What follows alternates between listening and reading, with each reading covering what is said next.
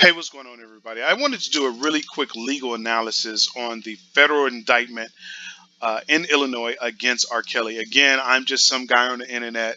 I don't have a law degree. I didn't study law, and I'm not licensed to practice law. I'm just some guy on the internet giving my opinion. So, with that said, I noticed that there's actually something new in the federal indictment against R. Kelly, as opposed to the state charges. To me, it looks like the state is really relying on uh, old crimes, right? You know, things that happened in 1998 and 1999. And I think ultimately these crimes could be overcome through the statute of limitations and possibly through double jeopardy, right? So the federal indictment actually brings up those same old crimes or old charges. They just bring them up under the federal statutes, right? So the thing I notice is that there's actually something new in the federal indictment. Even though they're bringing up the old stuff, they're also bringing new stuff as well. And I think it's the new stuff that R. Kelly has to worry about. The old stuff, really, to be honest with you, could possibly be a red herring. I'm not saying that he can't lose to the old allegations in the federal indictment. I'm saying it's the new stuff that he actually has to worry about, and it's pretty scary. So the new allegations are that they're saying that R. Kelly stole or he cheated in his original trial. So they're basically charging him with conspiracy, along with an individual named Daryl McDavid, who was alleged to be his manager at the time. Right. So they're basically saying, long story short, they're saying Daryl McDavid and R. Kelly, they basically bribed, coerced the witnesses in the original trial and made them unavailable. So they could not testify in the original trial.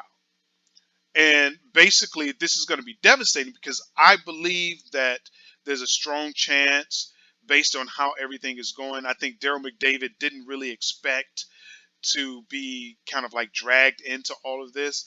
He probably, maybe he expected a little bit. Maybe in the back of his mind, he's thinking, well, I could be charged, in connection with this stuff.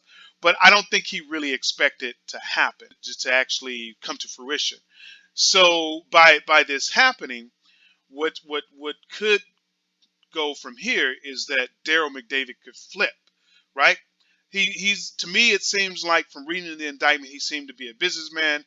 He was R. Kelly's manager, and he was basically offering services to R. Kelly to protect R. Kelly's image and to, help buffer him from criminal prosecution. At least that's the allegation in the suit. So basically, this guy's going to flip. In my opinion, he's going to flip. He has no reason not to flip. If he's offered a deal, I think he would flip and he would testify against R. Kelly.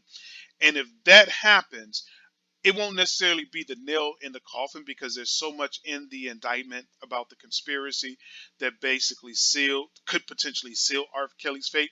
But it's one of the nails in the coffin, and it would just make it that much more difficult. Other nails in the coffin is the fact that they actually have the victims. They have some of the victims, and the victims are giving testimony in the actual, federal indictment. So, I mean, it just doesn't look good for R. Kelly. I don't see how he can overcome this. It's really going to come down to challenging the witnesses, challenging their testimony, and try to prove that their testimony is false. If he can't prove that the testimony of the witnesses is false, then basically he's going to lose. In my opinion, he's going to lose. The other thing that I noticed that's new in this indictment is that they're actually coming after the assets of R. Kelly. And to me, it seems that it's going to be damaging because it's more of a strategy. Basically, if the lawyers that he has now are working for him on a monetary basis, because they could just be working for him just to get a shot in the spotlight and to build up a image for their firm or for themselves so they can get future clients. That could be the case. But if they're working for him on a monetary basis, basically the government coming after R. Kelly's money is going to put them in a situation where they may not be paid, right? Because if R. Kelly loses If he doesn't pay all the legal fees up front, then you risk working for R. Kelly and seeing R. Kelly lose and you not being paid, right?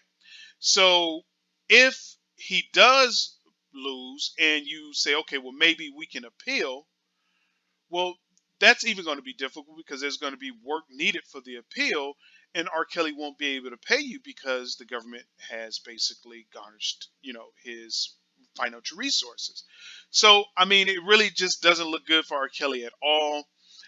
I don't see how he can win this, but if he does win this, it's basically going to come down to probably one or two things: successfully refuting the testimony of the witnesses, and it's probably going to come down to somehow showing that the evidence, the videotapes they have against him, should be excluded, from the trial.